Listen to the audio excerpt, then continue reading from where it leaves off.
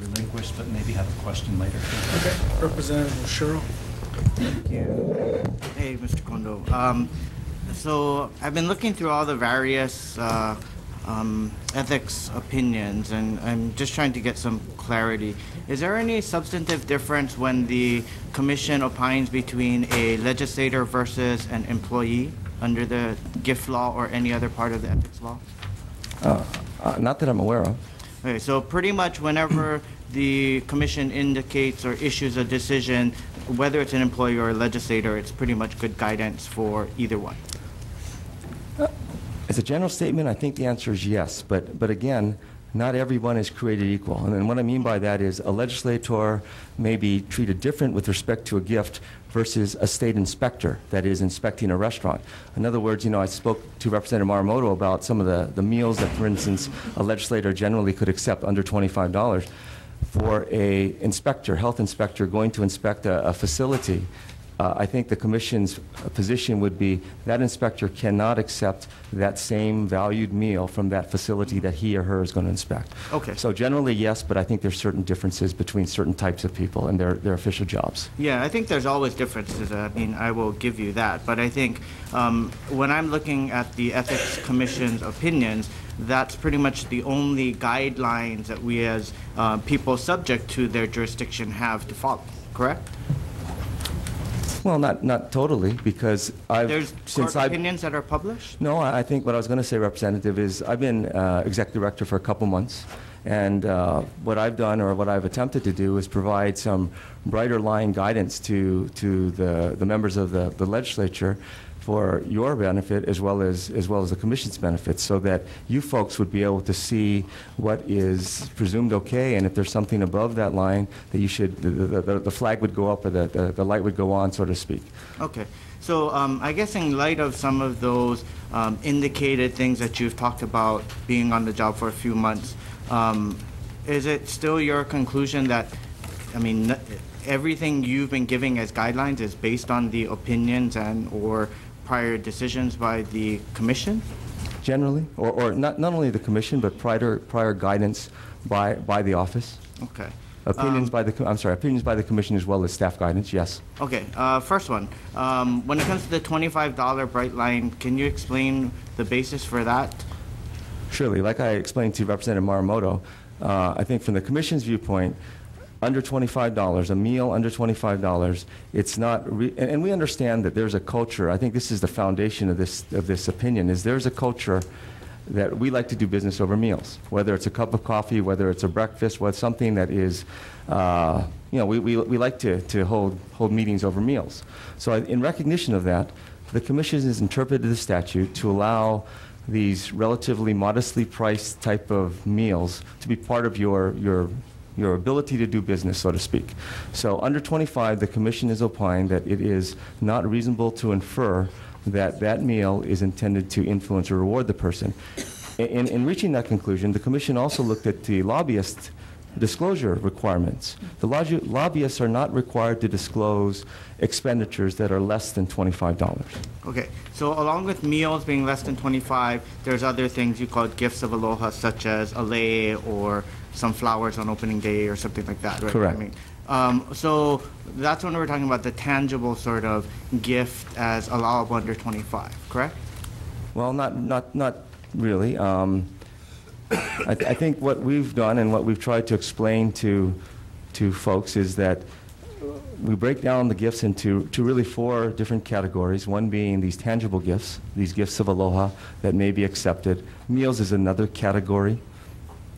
Okay. Under $25. Okay, so when it comes to tangible, does the 25 still apply, or is it a different?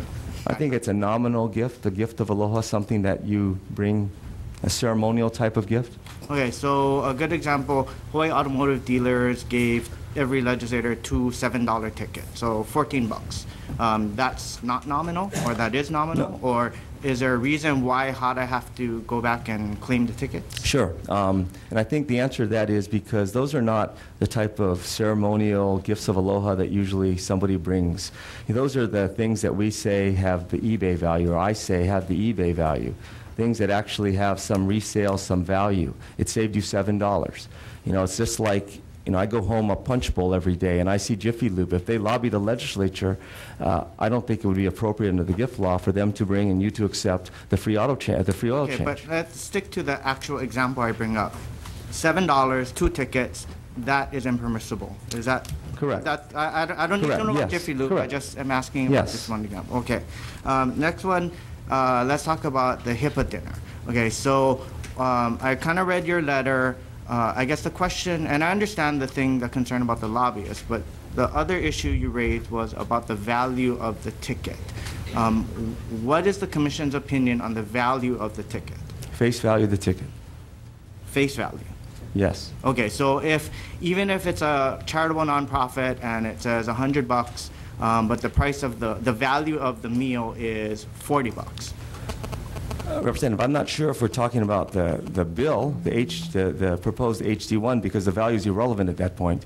But if we're talking about the value, Okay, well, if you want to know why I'm asking these questions, it's because we've not touched this gift law for 39 years. All of a sudden, I'm getting a flurry of inquiries from members asking me, should I go, should I not? Should I call ethics, should I not call them? And this is why. And so this is why I'm trying to get some clarification on your opinions, where you're getting these bases for saying it's the value of the ticket. So can you answer that? Thanks. whether it's a $40 meal or a $200 meal, the answer is it would be, unless there's some state benefit to the event, the answer is going to be the same. The reason why we look at the value of the ticket versus the value of the meal is because, let's use HIPAA as the example, $55 value of the meal, subjective value, ticket price $200. If I take $55 to the door, what does the HIPAA guy tell me? He tells me, sorry, go sit outside. He doesn't say, come on inside, you can sit next to whoever. Okay. That's the reason why we use the ticket values, because that's the gift that's being given to the legislature. It's the ticket to go into the event and eat the rubber chicken dinner. It's $200. Okay, can you square that against the Commission's opinion number 95-3? And if you need to look at this later on, you can let me know.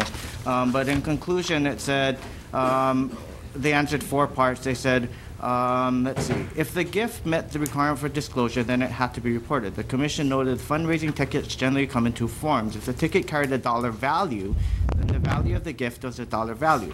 If the ticket was stylized as a donation, then the value of the gift was the fair market value of the benefit received. For example, if an employee received a ticket stylized as a $25 donation and then attended the event and ate a plate of spaghetti, the value of the gift was the fair market value of the plate of spaghetti.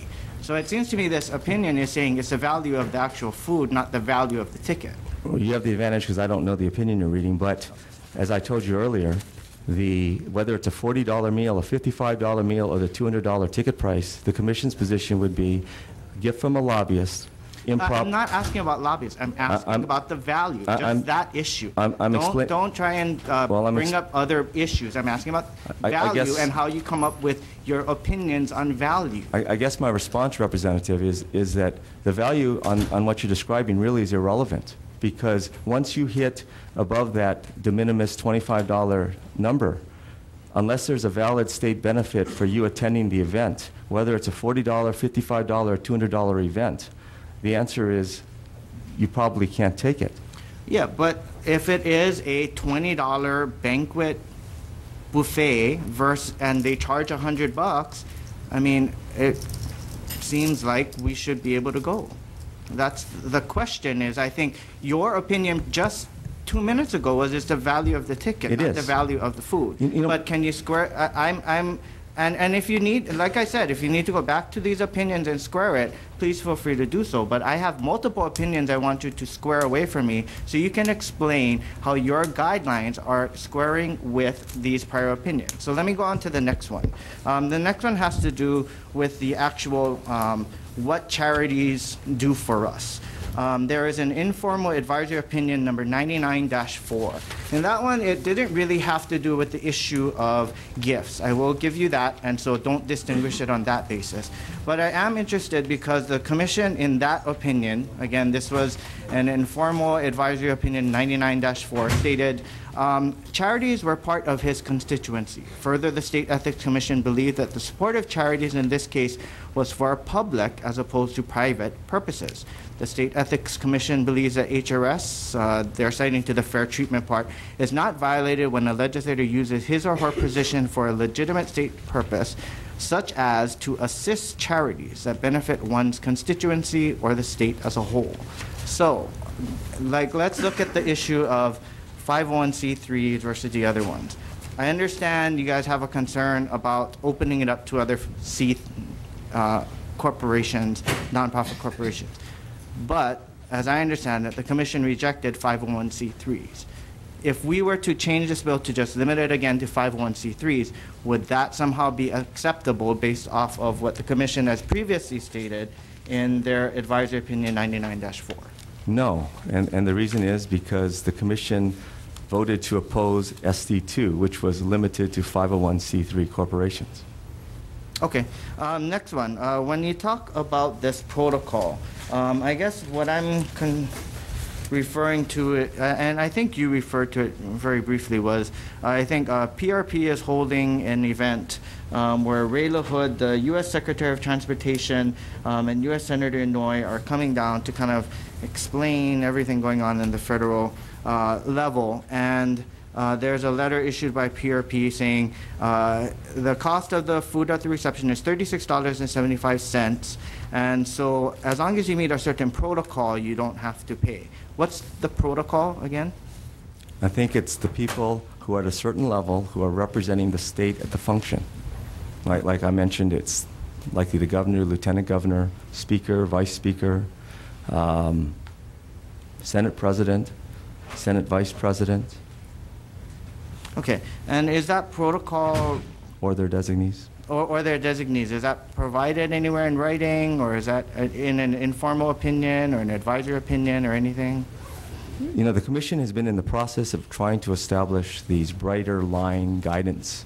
So it's in that context that I know the commission is considered and is on board with this type of interpretation. Okay. Yeah, because when I was looking at, again, the Commission's informal advisory opinion number 18, they seem to have a 5-part test when it comes to how you determine the legitimacy of a gift. And it's not necessarily this protocol that you're talking about. It's whether the gift is related to the public job of the recipient, whether the gift redounds to the benefit of the individual or the state, whether the employee's department presently has before it or has had before it an application, what benefit the donor stands to gain, and whether the receipt of the gift impugns integrity. I think the commission still considers those. It considers the value of the gift, the relationship between the donor and the recipient, and whether the gift is given for a bona fide state purpose. So those factors that you just read, they are breaking down those 3 factors that the commission looks at in more detail. But that's what the commission looks at. Okay. Yes. And then I guess following up on a few other questions by Rep. Brower, he asked about attending a golf tournament. There is an informal advisory opinion number 96-6 that said a designee of the governor could go to a golf tournament valued at $4,000 to attend. So they said that was okay, but you're telling Rep. Brower that a $100 one is not okay? No, I don't think I said that to Rep. Brower. I told him that there were protocol invitees who would likely be allowed to accept the gift, and I think that opinion that you referred to was a protocol invitee, someone that the governor designated to be his representative at the golf tournament. Frankly, I'm not sure this commission would continue to believe that a $4,000 pro-am invitation to a golf tournament would be something that would be acceptable, but that's what that opinion, I believe, says. But it's a protocol invitee, so it's no different than what I'm telling you, I don't believe, Representative. Okay. The last thing is, I guess, is there anything that prohibits the commission from ever coming up with a clarification guideline, clarification advisory opinion, or clarification informal advisory opinion on their own accord? Is there anything that prohibits the commission from issuing some kind of informal guidance? Is that what you're asking me? Correct. Like, let's say Not this that I'm aware of. $4,000 thing, you know, now you're saying they probably wouldn't say that's permissible. I mean, they can My impression? easily, yeah, they can easily come out with an opinion and let us know that's their opinion, correct? Yes, and I think I explained, or maybe I didn't explain in detail, but the commission is in the process of trying to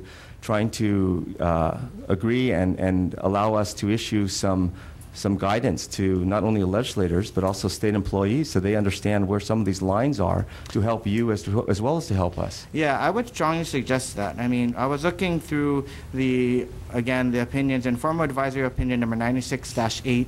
That's the only time the commission has ever recognized that sometimes their opinions are about 20 years old, and so maybe they need to revisit it. And so, again, I guess the question that I'm having, bottom line, is the law has been around since 1972, hasn't been changed. Don't you find it at least a little surprising that 39 years later, suddenly, there is a flurry of activity in the form of bills to try and provide some clarification after 39 years, and it's not, you're saying it's not due to your informal guidance or your... Oh no, I don't dispute that it's probably due to the informal guidance. My position is that the informal guidance or the opinion of the commission hasn't changed. Perhaps legislators or state employees assumed that things were okay before and did them, like for instance going to the HIPAA dinner. That opinion, no one asked maybe, but if they had asked, it's likely the opinion would have been, you cannot accept that gift. I'm going to give you some opinions that the commission issued April 23rd, 2009, excuse me, commission staff issued April 23rd, 2009 to the Speaker as well as the Senate President. But I'm not interested in staff opinions. I'm interested in published opinions by the commission because, as you know, there is a difference between opinions issued by staffers versus the actual appointed commission members, correct? You know, you make a good point there, Representative, and let me explain to you how the role that staff has. You're correct that the commission has the authority to make formal opinions, to make the interpretation of the ethics statute. But staff's role is not only to provide guidance to the commission, but it's also to be the help to legislators and other state employees as you navigate the ethics law. I would be very disappointed. In fact, I would stand up to object if the commission ever took action against an employee or legislator based upon action that the legislator or state employee took that was consistent with advice that we had given that person over the phone, in writing, via email. So staff's role is to provide guidance, to provide opinions, to provide interpretation, to help you and other state employees understand what the ethics law requires. So you're correct that the formal opinion is from the Ethics Commission itself, but staff has a big role in helping the commission and helping all of you navigate the field. Yeah, I'm not discounting the role of staff. I'm just saying perhaps these guidelines are contributing to the confusion. Well, I'll just leave it at that, Chair. I'm done with my questions. Thank you.